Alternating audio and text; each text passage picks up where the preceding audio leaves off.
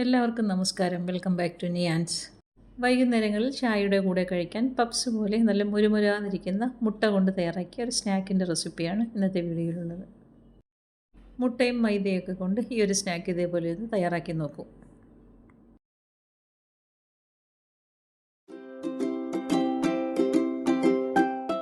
ഇത് തയ്യാറാക്കുന്നതിന് വേണ്ടി ഒരു കപ്പ് മൈദ എടുത്തിട്ടുണ്ട്. അതൊരു ബൗളിലേക്ക് ഇട്ട് കൊടുക്കാം. അതിലേക്ക് ആവശ്യത്തിനുള്ള ഉപ്പ് ചേർത്ത് കൊടുക്കാം. പിന്നീട് അതിലേക്ക് ഒരു ടേബിൾ സ്പൂൺ നെയ്യ് ചേർത്ത് കൊടുക്കാം. ഈ നെയ്യും ഉപ്പും മൈദയും കൂടി നന്നായിട്ടൊന്ന് മിക്സ് ചെയ്തെടുക്കാം.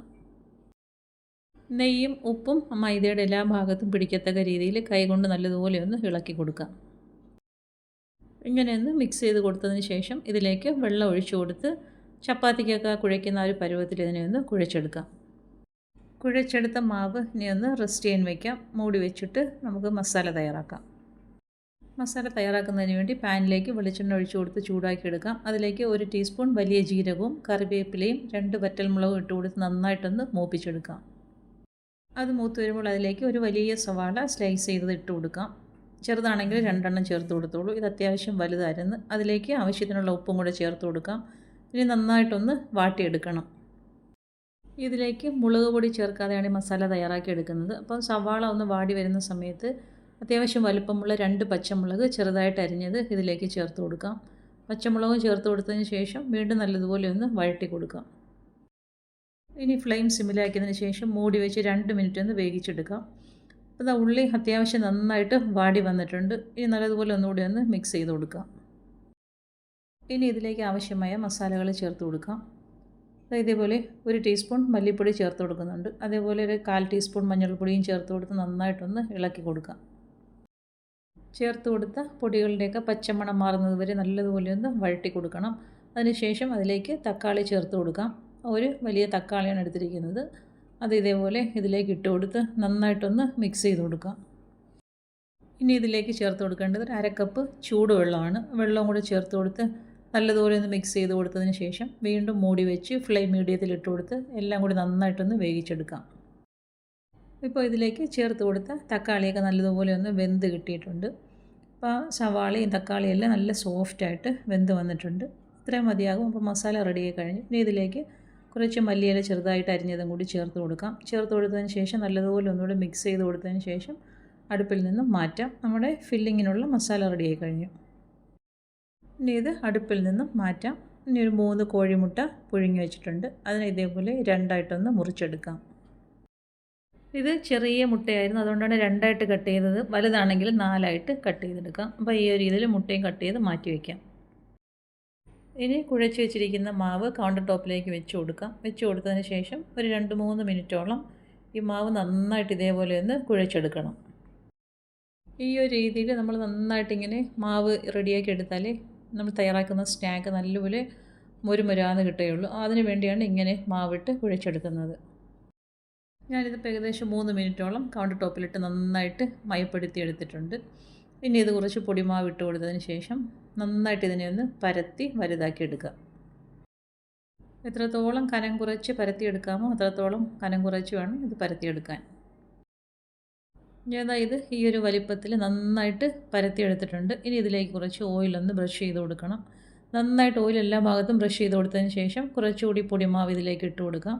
പൊടിമാവ് ഇട്ട് കൊടുത്ത് നല്ലതുപോലെ കൈകൊണ്ട് അതും ഒന്ന് എല്ലാ ഭാഗങ്ങളിലേക്കും ഒന്ന് പരത്തി കൊടുക്കാം.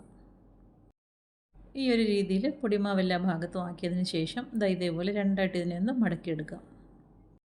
മടക്കിയതിന് ശേഷം സൈഡൊക്കെ ഇതേപോലെ കൈകൊണ്ട് നല്ലതുപോലെ ഒന്ന് ലെവൽ ചെയ്ത് കൊടുക്കണം.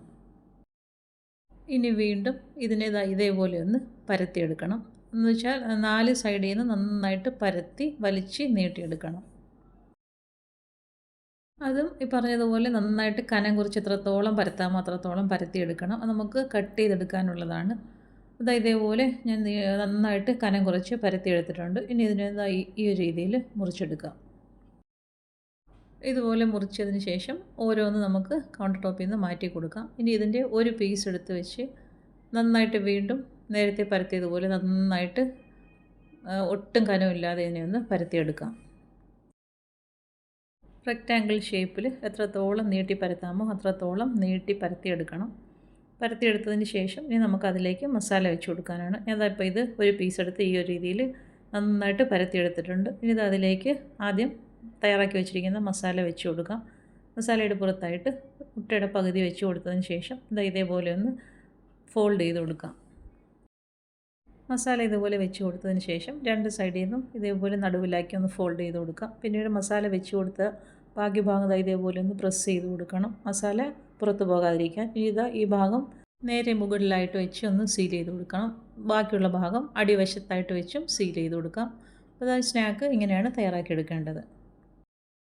അടുത്തതും കൂടെ ഒന്ന് നോക്കാം. ഇതേപോലെ നന്നായിട്ട് പരത്തിയതിന് ശേഷം അതിലേക്ക് മസാല വെച്ച് കൊടുക്കാം. മസാലയുടെ പുറത്തായിട്ട് മുട്ട വെച്ച് കൊടുക്കാം. ഇതേപോലെ 2 സൈഡിൽ നിന്നും നടുക്കോട്ട് മടക്കി ഒന്ന് സീൽ ചെയ്ത് കൊടുക്കണം. പിന്നീട് മസാലയുടെ ബാക്കി ഭാഗത്ത് വെച്ചൊന്ന് പ്രസ് ചെയ്ത് കൊടുത്തതിന് ശേഷം ഒരു ഭാഗം ഇതേപോലെ മുകളിലാക്കി വെച്ച് കൊടുത്തതിന് ശേഷം സീൽ ചെയ്ത് കൊടുക്കാം.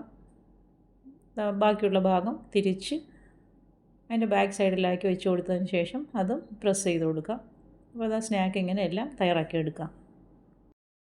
അപ്പോൾ ഈ ഒരു അളവിൽ 6 സ്നാക്ക് വരെ നമുക്ക് തയ്യാറാക്കിയെടുക്കാൻ പറ്റും. ഇനി ചൂടായി കിടക്കുന്ന എണ്ണയിലേക്ക് ഓരോന്നും ഇട്ട് കൊടുക്കാം. മൈദ ആയതുകൊണ്ട് തന്നെ ഹൈ ഫ്ലെയിമിൽ ഇട്ട് കൊടുക്കേണ്ട, മീഡിയം ഫ്ലെയിമിൽ ഇട്ട് കൊടുത്ത് നന്നായിട്ട് കളർ മാറി നല്ല മൊരിഞ്ഞ് വരുന്ന സമയത്ത് വേണം ഇത് എണ്ണയിൽ നിന്ന് കോരിയെടുക്കാൻ. ഇതുപോലെ ഒരു സൈഡ് നന്നായിട്ട് കളർ മാറി വരുമ്പോൾ തിരിച്ചിട്ട് കൊടുക്കാം. മറുവശവും ഇതുപോലെ നല്ല കളർ മാറി മൊരിഞ്ഞ് വരുന്ന സമയത്ത് എണ്ണയിൽ നിന്ന് കോരി മാറ്റാം. അപ്പോൾ നമ്മൾ തയ്യാറാക്കി വെച്ചിരിക്കുന്ന സ്നാക്കെല്ലാം ഫ്രൈ ചെയ്തെടുത്തിട്ടുണ്ട്. അപ്പോൾ നല്ല സൂപ്പർ ക്രിസ്പിയായി മുരാന്നിരിക്കുന്ന സ്നാക്കാണ്. പപ്സിൻ്റെയൊക്കെ അതേ ടേസ്റ്റിൽ ഈ ഒരു രീതിയിൽ സ്നാക്ക് ഇങ്ങനെയൊന്ന് തയ്യാറാക്കി നോക്കൂ. കുട്ടികളൊക്കെ സ്കൂളിൽ വിട്ട് വരുന്ന സമയത്ത് ചായയുടെ കൂടെയൊക്കെ കഴിക്കാൻ കൊടുക്കാൻ പറ്റിയ ഒരു ഐറ്റമാണ്. ഈ ഒരു രീതിയിലൊന്ന് ട്രൈ ചെയ്ത് നോക്കൂ. ഇന്നത്തെ വീഡിയോ ഇത്രയേ ഉള്ളൂ. ഇഷ്ടമായ ലൈക്ക് ചെയ്ത് സബ്സ്ക്രൈബ് ചെയ്ത് സപ്പോർട്ട് ചെയ്തേക്കൂ. വീണ്ടും അടുത്ത വീഡിയോയിൽ കാണുന്നത് വരെ bye from Niyans. Thanks for watching.